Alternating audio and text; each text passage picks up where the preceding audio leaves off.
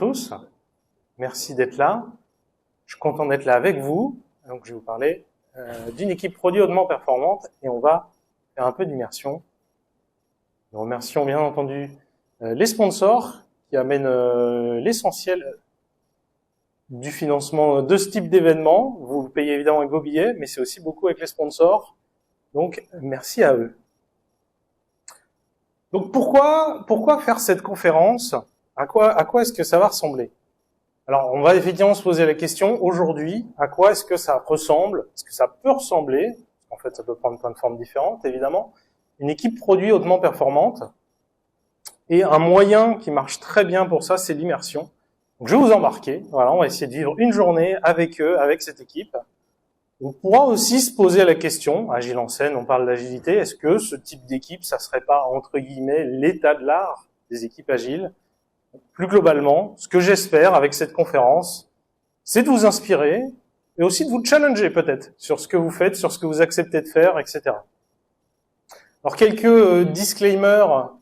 Donc c'est pas un retour d'expérience, c'est tout va être complètement réaliste et crédible, mais c'est fictif. Et justement, ça permet une mise en scène qui permet de mettre beaucoup de choses dans l'immersion. Bon, puis en plus, il va y avoir différents cas d'usage de l'IA. L'IA, ça bouge vite. Il y aura peut-être des trucs qui étaient au top il y a 6 mois et qui aujourd'hui sont déjà has-been. Je vais illustrer ça avec beaucoup de supports. Vous allez voir, la journée va être dense, les slides vont être denses. Ça va aller très vite, mais en même temps, leur journée à eux aussi, elle est très dense. Pas de souci, je partagerai les slides. Et il y a plein de choses à lire dans les coins, dans les recoins. Il n'y a pas de souci. Donc, on va commencer peut-être par se réaligner un petit peu. J'ai utilisé ce terme, équipe produit hautement performante. C'est quoi une équipe produit ? Il y a plusieurs manières de le définir, une manière dont j'ai envie de l'amener. Alors ça, c'est David Koss, vous l'avez peut-être croisé à l'événement. Il avait fait une vidéo, il présentait cette grille, ce mandat d'équipe. Il a lui-même adapté, francisé. Ça venait de John Cutler. On voit, c'est une notion de, justement, c'est quoi le mandat qu'on donne à une équipe ? Alors tout en haut, on est sur des niveaux de vraiment, voilà une spec faite là, le niveau du dessous, c'est un peu plus large, un peu plus, voilà, faites telle fonctionnalité. Puis progressivement, on descend pour partir de l'exécution brute pour prendre plus de la hauteur sur un niveau plus stratégique. Voilà, les derniers niveaux, c'est voilà une métrique, faites-la bouger ou atteignez cet objectif business. Et donc derrière une équipe produit, ce qu'on entend, c'est une équipe qui est responsable de bout en bout d'un produit entre guillemets. On peut avoir un service qui est énorme, mais en fait, donc un produit, c'est un morceau de ce service qu'on a identifié d'un point de vue métier, d'un point de vue technique. Et l'équipe est en charge du cycle produit de bout en bout. Sont l'exploration, la conception, la construction, la livraison et le suivi. Et là, l'équipe qu'on va suivre, voilà, elle est typiquement dans un de ces 3 derniers niveaux, on va le voir, vraiment, elle a des objectifs et elle trouve le chemin pour accomplir ces objectifs. Derrière une notion d'équipe produit, souvent, on associe un peu un état d'esprit start-up. Il faut expérimenter pour trouver la chose qu'on doit faire. Mais alors attention, on parle de start-up, mais ça veut pas dire qu'on fait sa vie dans son coin. On reste aligné avec le reste de la grosse boîte. Et dans cet exemple-là, ça va être notamment avec les OKR. Alors, je vous fais pas un cours sur les OKR, c'est pas le sujet. Mais rapidement pour s'aligner, OKR, donc Objectives Key Results, et on va justement piloter avec des objectifs et des résultats clés. Et comme le dit très bien Constantin, ça permet de répondre à cette phrase. On veut des équipes autonomes, mais l'autonomie, c'est pas l'autarcie. On évolue dans tout un écosystème, on fait pas sa vie tout seul dans son coin. Donc voilà, en très rapide, si vous connaissez pas les OKR, tout en haut de l'entreprise, on se fixe des objectifs, des résultats clés qu'on veut atteindre. Dans les départements, au niveau du dessous, on se fixe des objectifs qu'on veut atteindre pour contribuer à l'atteinte au niveau de la boîte. Et pareil, dans les équipes, on s'en fixe pour atteindre ceux du département. Et puis ça remonte aussi dans le sens où toutes les semaines, par exemple, on va regarder où on en est sur nos métriques. Et puis ça permet aussi de faire du pilotage. Alors je vais vous présenter l'équipe qu'on va suivre. Alors cette équipe, vue de loin, elle a rien d'exceptionnel. Ça va ressembler à ce qu'on entend généralement quand on parle d'une équipe agile. Voilà, elle est stable, elle est pérenne. Elle a une taille plutôt habituelle. Voilà, vous allez voir, ils sont 5-6 personnes. Et ça va être une équipe, évidemment, avec son contexte bien à elle, autant d'un point de vue métier que technique. Et ça peut expliquer aussi sa composition, le type de sujet qu'il porte. Donc on a Karim. qui est le product owner / product manager, parce qu'on se sent obligé de mettre cette mention-là pour bien préciser que c'est un product owner qui gère un produit et non pas qui gère un backlog. Et voilà, donc en résumé, sa mission, c'est vraiment de porter la vision produit, et il a beaucoup une posture finalement de facilitateur. Son rôle, c'est que l'équipe ait les informations pour prendre les bonnes décisions. Et il encourage autant que possible les rencontres entre son équipe et les utilisateurs et les parties prenantes. Côté plus équipe technique, on a Sophie, avec un rôle de tech lead, qui donc a cette responsabilité de mentorer l'équipe, notamment sur les aspects techniques. Et elle a aussi toute une posture sur comment est-ce qu'on comment est-ce qu'on aborde les résolutions de problèmes. Donc notamment, elle encourage la prise de risque, la prise d'initiative, et aussi l'apprentissage empirique. C'est non, on fait pas un chantier de 3 mois. On fait un petit truc et on voit ce que ça nous apporte. On a aussi Ravi et Fatou. Voilà, Ravi, lui, il se trouve qu'il est à l'île Maurice. Ça change pas grand-chose. Il y a un petit décalage de 3 heures. Et Fatou, elle est du soir. Elle a du mal le matin. On a aussi Loïc, pareil, un titre, un testeur agile / ingénieur qualité / coach qualité. C'est toujours compliqué de trouver les noms pour ces rôles-là. Donc il aide évidemment sur les sujets les plus pointus en termes de tests et qualité, mais surtout, il est là pour bien insuffler cette logique de la qualité, c'est le problème de tous, et quand parfois prendre plutôt une posture de coach justement pour amener tout le monde à monter en compétences, et il va faire en sorte de jamais être le bottleneck de l'équipe. Et puis on a une dernière personne, à moitié dans l'équipe, à moitié extérieure à l'équipe, Nadia, qui est Engineering Manager / Scrum Master. Alors Scrum Master parce qu'on a tous une définition de ce que c'est, mais l'équipe ne fait pas Scrum. Hein. Mais voilà, elle est là pour s'assurer que l'équipe elle a un cadre de travail efficace et aussi garder le fameux cap aligné avec le reste de l'organisation. Et puis évidemment, elle challenge toujours l'équipe à aller plus loin. Alors à quoi va ressembler leur journée ? Ça va prendre cette structure globale. Il y a 2 types de temps.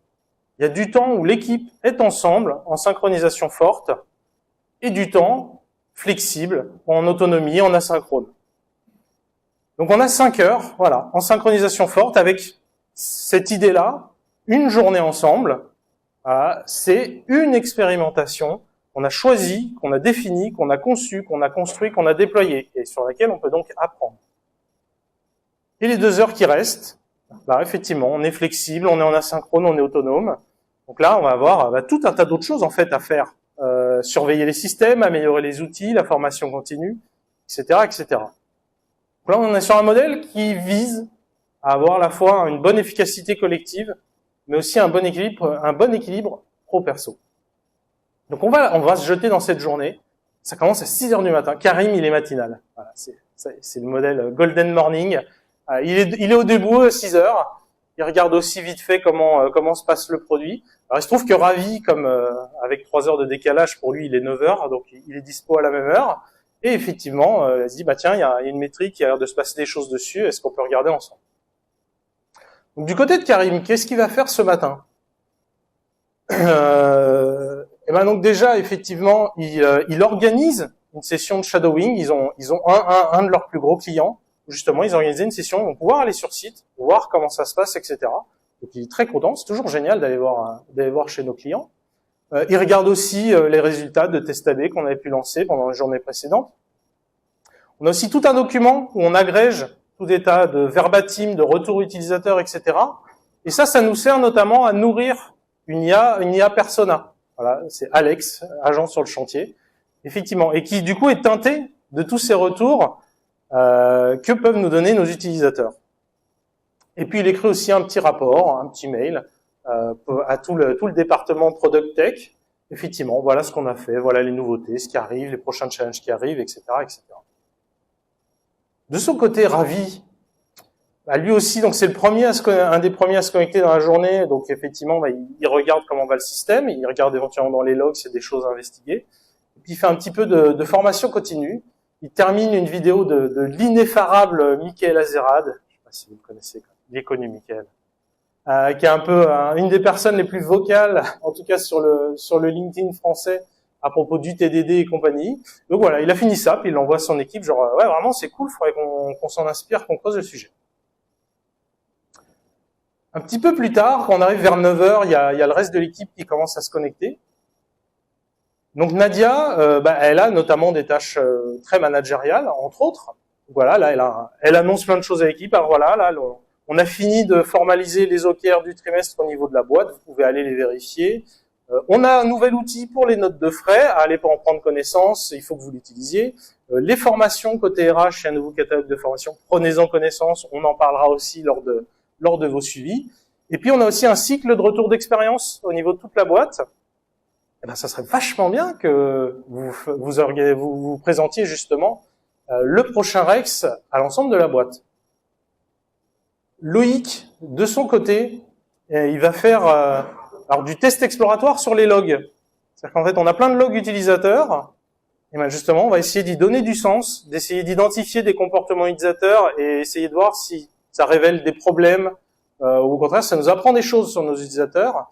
Ça, évidemment, c'est un sujet sur lequel il va s'aider de l'IA pour réussir à analyser beaucoup plus de données, y donner beaucoup plus de sens, et potentiellement, ça prémâche déjà beaucoup de boulot en nous disant, là, il y a peut-être un truc un petit peu chelou à investiguer. Autre chose qu'il va faire, il va faire aussi des tests exploratoires assistés, c'est-à-dire qu'en fait, ils utilisent Gherkin, c'est une manière un peu d'avoir des briques pour faire des tests automatiques, c'est un peu comme des Lego, et ben en fait, derrière, on a un jeu de données, et ben du coup, il va générer tout un jeu de données. Là aussi, il va s'aider d'IA pour en générer un volume conséquent, challenger les cas un petit peu tordus, ainsi de suite. Et du coup, il va pouvoir lancer ça en rafale sur la plateforme via le Gherkin. À 9h30, on a Sophie qui a un one-one, un entretien individuel avec Ravi. Ravi qui est le plus jeune dans l'équipe, notamment côté ingénieur. Ils ont évidemment un template pour faire le suivi de mentorat technique. Voilà, là, ils se sont dit, bon, le sujet sur lequel faudrait que tu travailles, c'est ta capacité à investiguer en production. Ce qui est marrant, c'est de voir comment à la fois elle le pousse vraiment dans l'action. Alors voilà, tu te connectes 2 heures avant nous, ça se trouve en 2 heures, tu peux arrêter des trucs super graves. Donc faut pas que tu hésites, pars pas du principe que nous, parce qu'on est senior, on maîtrise tout. Il y a plein de trucs qu'on maîtrise pas dans la base de code. Et en même temps, elle pose aussi les limites du sandbox. Elle lui dit, alors par contre, les serveurs legacy où il faut se connecter en route, cela n'y touche surtout pas. Il est 10 heures, et là, 10 heures, c'est le début de ce moment synchronisé. Et donc finalement, c'est aussi déjà le moment de convivialité de l'équipe. C'est le moment où on se retrouve, où forcément on fait quelques blagues. Il y a le débat obligatoire de pain au chocolat versus chocolatine. Je vous laisse imaginer d'où peut provenir Sophie. Et donc, voilà, là, le début de la matinée ensemble. Alors là, on va commencer à se poser, à réfléchir, ok, c'est quoi l'expérimentation du jour qu'on va vouloir concevoir et déployer. Si on voulait faire le parallèle avec Scrum, ça serait un peu l'équivalent d'un sprint planning où il faut qu'on définisse son sprint goal. Donc l'équipe, elle va regarder pas mal de choses, elle va regarder comment se comporte la plateforme, comment évoluent nos utilisateurs, c'est quoi les expérimentations qu'on a fait précédemment, et qu'est-ce qu'elles ont donné, celles qui ont marché, celles qui ont plutôt été avec un résultat en échec ou non concluant, et bien entendu, regarder les OKR, puisque le but, ça va être de mettre quelque chose en place qui va augmenter nos chances d'atteindre nos OKR, et par extension les OKR de l'entreprise. L'équipe réfléchit, elle imagine, elle commence à faire un brouillon de ce que pourrait être cette chose qui mettrait en prod, cette expérimentation. Et déjà là, notre IA persona, on lui propose. Imagine, maintenant, on te propose ça. Qu'est-ce que ça t'évoque? Et effectivement, elle a du feedback. Alors, le but n'est pas de laisser travailler l'IA à notre place, c'est des inputs supplémentaires.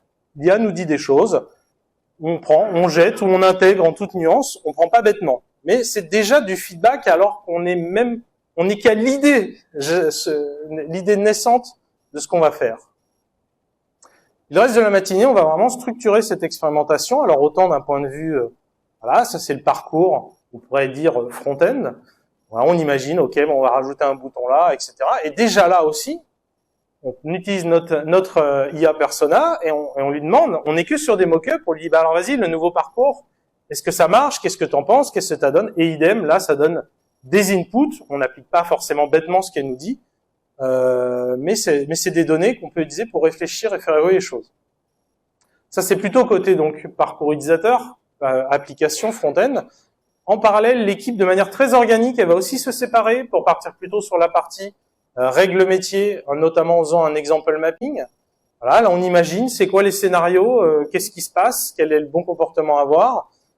Et de manière similaire, on va avoir une autre IA persona. Cette fois, ça va pas être Alex, agent sur le chantier. C'est Yasmina, account manager, parce que là, les règles métiers, elles touchent plutôt les questions genre génération de rapports, c'est pas l'interface, qui pareil, donne du feedback, on structure tout ça. Et à tout moment, encore une fois, c'est un moment très organique, c'est des ateliers qui bougent. Bah, à tout moment, on peut dire, non, mais nous, finalement, on a besoin d'aide, on bloque sur quelque chose, on refusionne, etc. Finalement, quand on arrive en fin de matinée, on va quand même bien cadrer ce qu'on veut faire. Voilà, c'est quoi l'hypothèse de base qu'on formule, et donc en quoi on pense que de faire ça va nous aider. On imagine si on met en place des nouvelles métriques, et on fait déjà un brouillon de à quoi va ressembler le dashboard, comment on va visualiser cette nouvelle métrique. On se projette comment est-ce qu'on va tester cette hypothèse. Là, par exemple, on se dit, ça va être sur un groupe pilote pendant 3 jours. On se projette déjà sur quels seront les seuils de succès, les seuils d'échec de l'expérimentation. Et puis aussi, d'une manière plus terre à terre, stratégie de test, de validation ou recette. Comment est-ce que ce qu'on va sortir, ça correspond bien à ce qu'on veut être. Alors, les premiers, c'est plutôt évident. Hein. On a fait un parcours, on a fait des règles métiers, on va vérifier le parcours et les règles métiers. Et là, justement, Loïc, il va aussi challenger l'équipe. On a pensé à l'inspection, mais les rapports, ah oui, ok, donc il faut peut-être aussi qu'on imagine des jeux de tests pour explorer si on a plein de rapports différents, est-ce que ça se passe correctement. Et puis il continue de challenger, ouais, mais on voit bien au niveau de l'interface, c'est bateau, mais on peut revenir en arrière, et qu'est-ce qui se passe, etc. Donc ça aussi, on se dit, oui, c'est aussi des scénarios qu'il faut qu'on teste. Et puis on va changer le modèle de données. Est-ce qu'on a pensé à la migration? Là aussi, ok, ça aussi, il faut qu'on le prenne en compte, il va falloir qu'on s'en assure, etc. Bon, on a bien travaillé, ça va être le temps de la pause déj. C'est beaucoup de jus de cerveau déjà. Alors, sauf pour Sophie, qui préfère faire journée continue. Elle va utiliser sa pause déj pour se tourner vers des communautés de pratique. Voilà, communauté de pratique tech, où il va y avoir justement plus tous les ingénieurs comme elle. Il y a un collègue qui est un peu en galère sur les tests, sur l'intégration continue. Donc voilà, elle réagit, elle donne des conseils. Une deuxième communauté de pratique plus leadership, où il va y avoir à la fois les tech leads comme elle, et peut-être plus justement les engineering managers comme Nadia. Et là, voilà, quelqu'un qui dit, je découvre, c'est la première fois, comment on fait. Elle partage son template, elle donne quelques conseils. Et puis le dernier, où là c'est elle, cette fois, qui propose un sujet, elle dit, il y a une nouvelle version de Symfony, qu'est-ce que vous en pensez, etc. Et à l'après-midi, là on va y aller sur les chapeaux de roue, hein, notamment en mode mob programming, tous ensemble. Alors, il faut savoir, quand on fait du pair ou du mob, il y a 2 rôles clés. On a le pilote et le navigateur. La bonne métaphore, c'est comme le rallye. Il y a celui qui tient le volant, c'est celui qui va manipuler le clavier, la souris, les outils, et celui qui tient la carte. C'est celui qui va donner la vision à haut niveau de où est-ce qu'on va. Là, ce qui est marrant, c'est Sophie, directement, elle se projette en disant, tiens, je vais faire le pilote. Alors que c'est moi, a priori, la plus senior. Donc ça va forcer d'autres gens à me donner, entre guillemets, des ordres, à me guider. C'est intéressant comme posture. Et autre chose qui peut être un peu étonnante, c'est que Loïc, qui est pas ingénieur, lui aussi, il arrive et dit, tiens, moi je suis censé le connaître, l'architecture, le fonctionnel, tout ce qu'on doit faire. Donc moi je vais me tester à l'exercice de faire le navigateur. Donc voilà, donc au début on est vraiment, on démarre la machine, donc notamment on va le faire vraiment en TDD, hein, c'est vraiment micro, on rajoute, on change un cas de test qui échoue, et puis on le passe avec le code le plus basique possible, et après on remet tout, on remet au propre, on pérennise. Et là, le modèle qui est proposé, c'est de se dire, ok, donc nous on garde bien la main pour spécifier les cas de test, on garde la main aussi pour s'assurer que le code qui est poussé, il est pérenne. Par contre, l'IA, pour pousser le code le plus basique du monde, c'est parfait. Alors, c'est parfait, ça c'était vrai il y a 6 mois, où l'IA, entre guillemets, était bête et faisait un truc bateau. Apparemment, maintenant, on n'arrive plus à lui faire dire de faire des trucs bateaux, elle se sent obligée de faire un truc énorme. Ça, c'est un exemple de choses qui changent avec le temps. Et puis ensuite, alors on va avoir à nouveau, on va quitter un peu le mode programming pour entrer plus dans ce qu'on appelle le swarming, c'est-à-dire que là, on travaille tous sur le même sujet, mais potentiellement sur plusieurs ordinateurs, et le groupe va de lui-même se séparer en plusieurs groupes. Voilà, il y a un groupe qui va partir plutôt sur la partie parcours front-end, un groupe plutôt sur la partie règles métiers back-end, et puis Loïc aussi, il y a aussi des jeux de tests à générer. On avait parlé de tests exploratoires. Oui, il propose. Bon, je le fais s'il y a personne. Par contre, si quelqu'un veut le prendre, c'est parfait, justement. Il faut que vous montiez en compétence, il faut que vous sachiez le faire. Et ravi et au taquet, justement pour ça. Et donc, par exemple, côté front-end, alors si c'est une application, c'est assez habituel de la développer via un simulateur pour le développer assez rapidement sur son ordinateur. Sauf que eux, ils n'utilisent pas juste un simulateur. Ce simulateur, en fait, il est intégré dans une appli un peu plus large, où c'est encore une fois l'IA persona, qui va être capable de manipuler en direct cette application, de dire voilà, à chaque étape, j'ai fait ça, voilà ce que je constate, voilà ce que ça m'évoque, etc. Et puis un résumé du feedback. Et ce qui est intéressant, c'est de se dire que on n'oserait pas donner à un utilisateur une appli qu'on n'a même pas fini de coder, en fait. Alors que là, on aurait fait que la moitié du chemin, on dit, bah vas-y, teste ça déjà. Est-ce que déjà, le début, ça a une bonne tête, quoi. À un moment donné, il y a presque un début de drama. C'est, voilà, on se rend compte que c'est plus compliqué que prévu. Et évidemment, l'équipe ne se dit pas, bah c'est pas grave, on finira demain. Non, ce qu'elle se dit, bah là justement, ils font du découpage, ils réduisent le scope. Alors par contre, effectivement, ils sont conscients que ça va peut-être jouer dans les biais, peut-être qu'on va avoir une expérimentation qui sera pas concluante, pas parce que l'idée était mauvaise, mais parce qu'on n'est pas forcément allé au bout de ce qu'on voulait faire au niveau de l'interface, par exemple.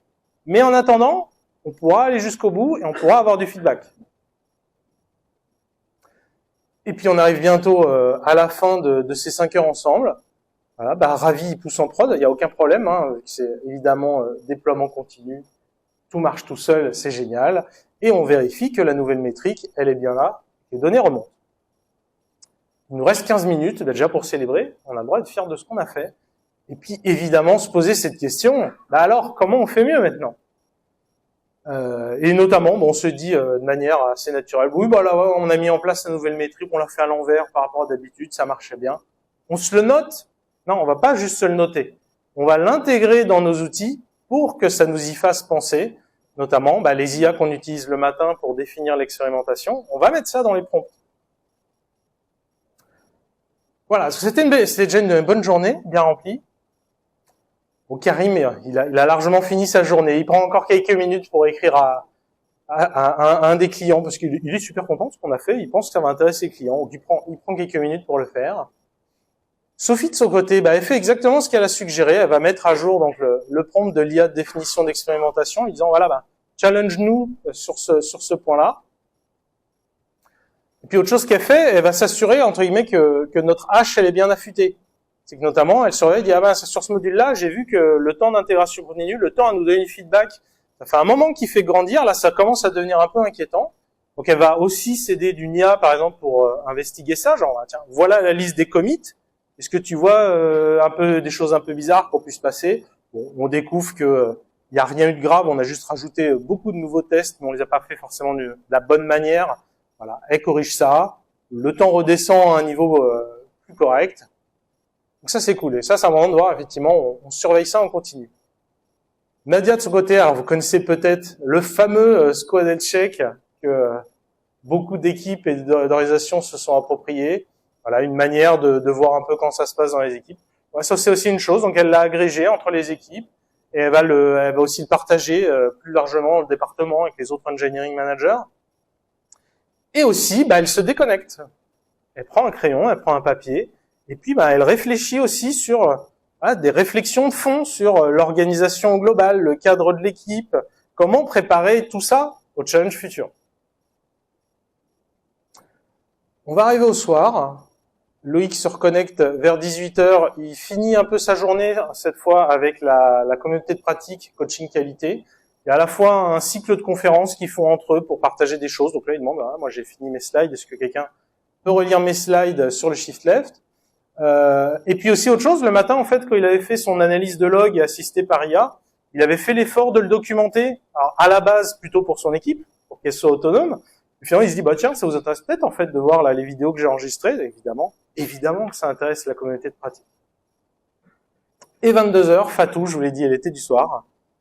Elle se connecte, bon, elle découvre que il y a des mises à jour de framework, d'outils, on le fait. Elle surveille aussi à nouveau comment va la plateforme, du coup c'est commode qu'elle se connecte le soir, que la nouvelle métrique, ça continue de remonter les données. Et puis elle va faire le coup de balai hebdo. C'est parce qu'en fait tout ce qu'on fait là, tout ce qu'on teste tous les jours, faut pas les rajouter tout le temps dans le produit et en rajouter en fait. Notamment ce qui augmente pas les performances du produit, il faut l'enlever. Et puis même ce qui n'a pas un impact neutre sur le produit, mais qui rajoute de la complexité dans le produit, il faut l'enlever aussi. Il faut toujours, c'est un travail continu pour s'assurer qu'on garde le produit le plus simple possible et évidemment le plus performant.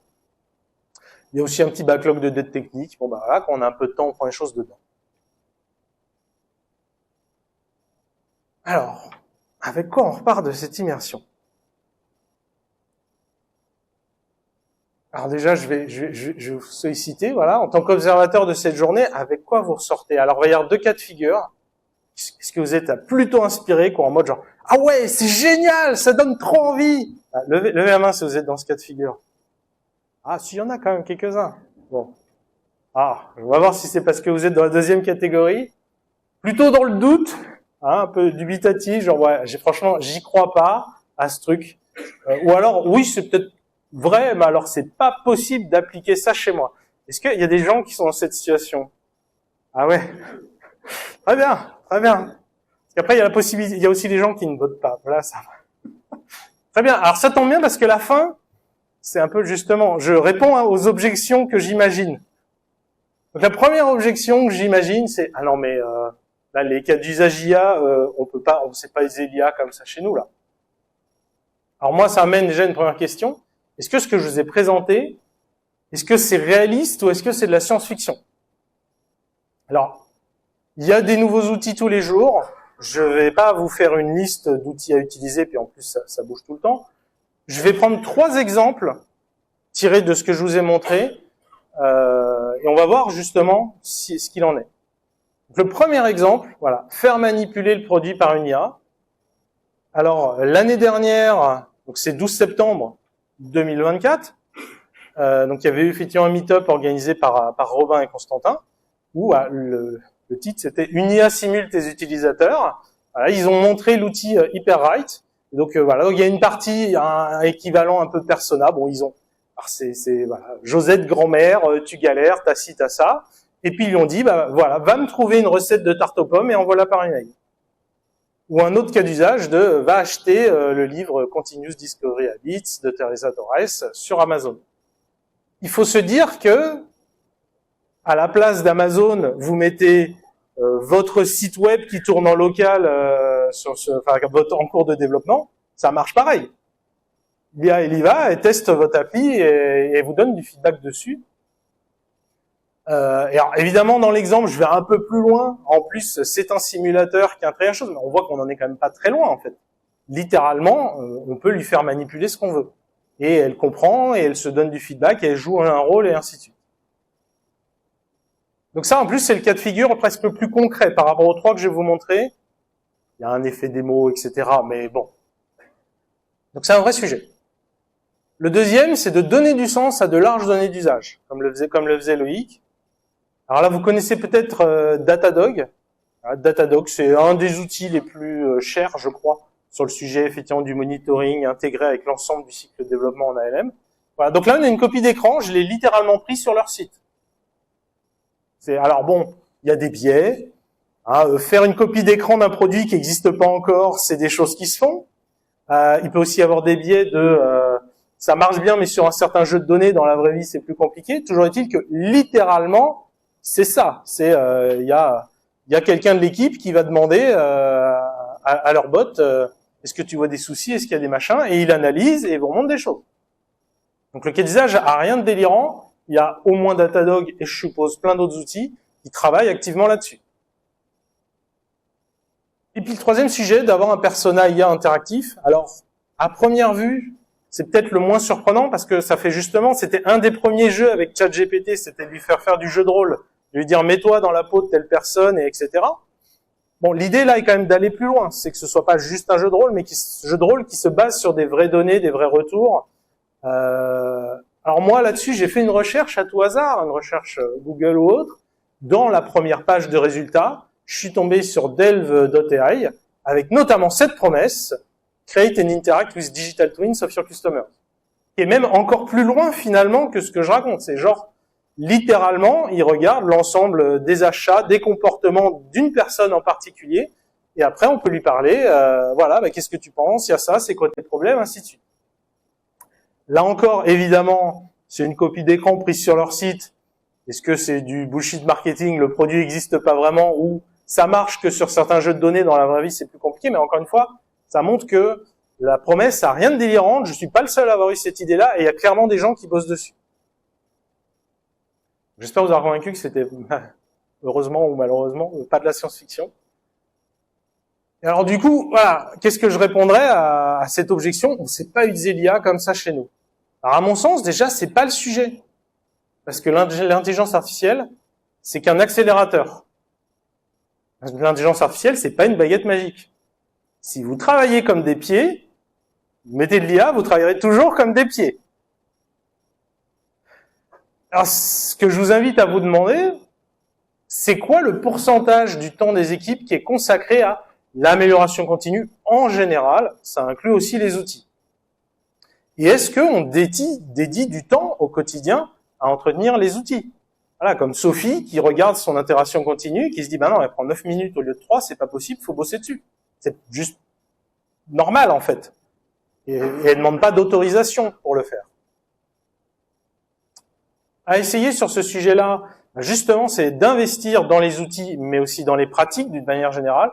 Je donne l'exemple du test first. Avant de développer, on écrit les tests. Et il faut vraiment surveiller activement toute la chaîne de production de valeur. Ce qui nous amène à ce qu'on peut mesurer déjà toute la chaîne de CI/CD, itération continue, déploiement continu. À combien de temps il se passe entre le moment où on pousse du code et le moment où on a du feedback? C'est ça, la boucle de feedback, la première boucle de feedback pour les développeurs. C'est quoi la fréquence de déploiement, etc. Et plus globalement, c'est quoi le temps qu'on consacre à la formation continue et à l'entretien des outils? Alors, la deuxième objection à laquelle je m'attendais à avoir, non mais c'est pas possible de travailler de manière aussi intense et synchrone comme ça. Alors là-dessus, XP, Extreme Programming, ça a plus de 30 ans. C'était un des préceptes de base, on ne fait que du pair programming, on n'est jamais tout seul. Alors, aujourd'hui, c'est une pratique qui est plutôt minoritaire, mais plus parce que les gens n'ont pas envie de s'embêter avec, pas parce que ça marche pas. C'est clairement pas hors sol de faire ça. Et puis l'autre argument, il vaut ce qu'il vaut pour vous, mais effectivement, cette année, on a beaucoup fait ça chez Scrum Life. On pourra en parler pendant les questions si ça vous intéresse. Justement, ça tire beaucoup de ficelles sur la dynamique de groupe pour réussir à le faire marcher, qui vont au-delà de juste se dire qu'on le fait. Ce que je vous invite à vous demander, c'est comment il s'est passé votre dernier hackathon? Est-ce que ça ressemblait pas exactement à ça? Les gens, ils se mettent autour d'une table, ils réfléchissent, ils se donnent un objectif, ils travaillent ensemble, il y a un moment, ils sont tous autour de la table, il y a un moment, ils se séparent, et puis dès qu'ils ont besoin d'aide, ils se regroupent, etc. Ils font ça du matin au soir, en fait. Donc, en fait, ça n'a rien de délirant. La question, effectivement, c'est le rythme soutenable, mais si vous avez fait des hackathons, ça ressemblait à ça. Et souvent, le vrai sujet derrière, c'est est-ce que, avec ces personnes, avec cette équipe, est-ce que ce qu'on cherche à optimiser, est-ce que c'est le taux d'utilisation, s'assurer que les personnes, elles sont bien occupées au maximum de leur temps, ou est-ce que c'est l'impact de l'équipe? Elle délivre des choses qui ont du sens, qui ont de la valeur. Ce que je vous encouragerais à essayer, c'est déjà justement de donner un objectif commun à l'équipe et pas des trajectoires individuelles. Si je donne des clichés, c'est le développeur, c'est le nombre de features qui sort, et le testeur, c'est le nombre de bugs qu'il trouve. Non, il faut qu'ils aient un objectif commun, qui les embarque et qui les lie, et qui va au-delà de leur rôle respectif.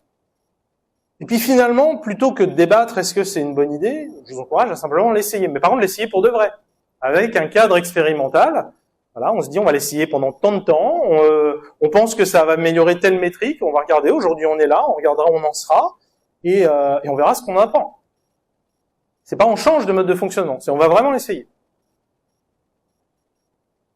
Ce qui est intéressant de mesurer, c'est donc évidemment le délai pour faire l'ensemble du cycle produit, donc bien le délai, pas le temps qu'on passe. Si on passe 3 heures de travail qui s'étalent sur 3 mois, ça fait 3 mois. Donc là, c'est une notion de lead time, plus de time to market.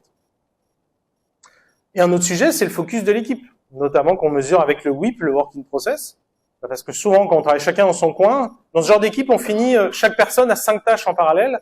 Là, ce que vit cette équipe pendant ces 5 heures, il y a une seule tâche pour ces 5 personnes. Elle a un énorme focus.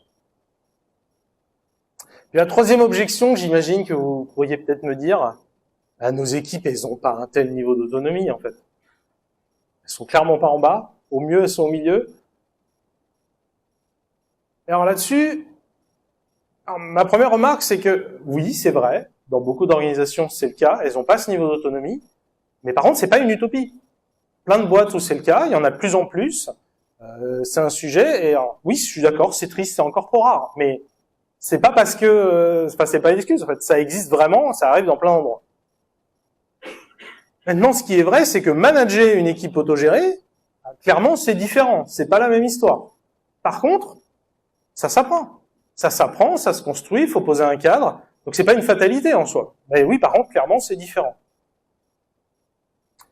Ce que je vous invite à vous demander, c'est est-ce que l'équipe, elle a des objectifs à atteindre qui sont clairs, qui sont partagés et qu'on peut utiliser vraiment comme une boussole? Le nombre de mock-up que sort un designer, non. Voilà. Par contre, est-ce que effectivement ça augmente, est-ce que ça réduit le churn? Ça peut peut-être plus être utilisé, par exemple. Et est-ce qu'on a les bonnes personnes dans la même équipe? Et les deux sont liés avec la question précédente. Si justement on est organisé en silo avec chaque personne dans son coin, eh ben on peut pas donner un objectif à haut niveau quand si moi je suis juste dans l'équipe QA et que mon objectif il est lié au nombre de bugs que je trouve, je peux pas aider à un objectif qui serait plus business, par exemple. Genre de choses à essayer. L'outil que je vous ai présenté avec David sur les niveaux de mandat d'équipe, je vous invite à juste jouer avec, vous projeter, où est-ce que vous êtes, où est-ce que vous pensez que vous pourriez aller, qu'est-ce qui aurait du sens. Et pareil avec l'équipe. Et vous pouvez avoir déjà des surprises. Il y a souvent des choses qu'on s'interdit aussi. Et puis autre chose qui peut être intéressant à essayer, c'est de vraiment partir des enjeux de l'entreprise à haut niveau, par exemple avec des OKR, et d'imaginer de faire une sorte d'équipe virtuelle. On va prendre les gens un peu partout dont on a besoin pour atteindre cet objectif. On voit est-ce que ça crée une dynamique différente. On a tous ces gens qui sont ensemble et où il y a un vrai objectif qui a du sens. Ce qu'on va vouloir mesurer, déjà, c'est quoi la distance entre les utilisateurs et les ingénieurs, à ceux qui créent le produit? C'est quoi le nombre d'intermédiaires? Il faudrait que ce soit 0. Il faudrait qu'on a besoin de parler à un utilisateur, on puisse parler à un utilisateur. Bon, il y a des boîtes où c'est vraiment beaucoup. Donc déjà, si vous le réduisez, c'est mieux que rien. Mais ça, c'est un sujet. Et puis, évidemment, le sujet, c'est quoi la valeur qu'on délivre? Et valeur selon l'entreprise, selon les utilisateurs, selon les clients. Donc vraiment tirer la ficelle sur les métriques business. Et avant de passer aux questions, alors, si vous êtes ici, vous me connaissez sûrement pour Scrum Life, avec cette phrase « Vous êtes mes plus grands fans ». Moi, donc je tourne la page de Scrum Life, et moi, la nouvelle mission que je veux me donner, c'est de réconcilier les DSI avec leur métier, avec vraiment ce travail-là, et réussir à avoir des environnements où on a autant une tech qui est orientée vers le business, que du business qui est bien conscient du rôle clé de la tech.